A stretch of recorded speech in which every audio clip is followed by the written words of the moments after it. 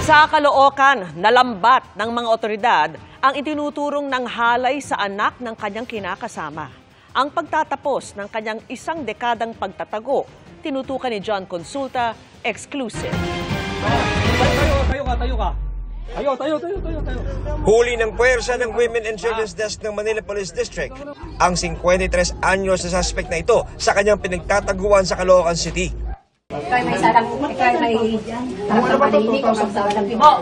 Isang dekada umanong nagtago ang suspect na kinasuhan ng panghahalay sa anak ng kanyang kinakasama sa San Andres, Maynila.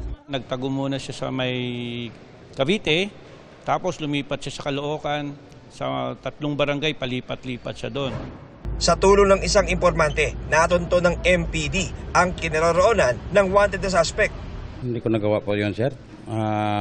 Ano ko na lang sa kanila, sir, sana matapos na patawad nila ako. Women's Month ngayon, and we are placing emphasis sa pagkahabol dito sa mga suspects natin na may mga kaso mga rape. Ang humuli pa rito ay mga kababaihan na operatiba natin.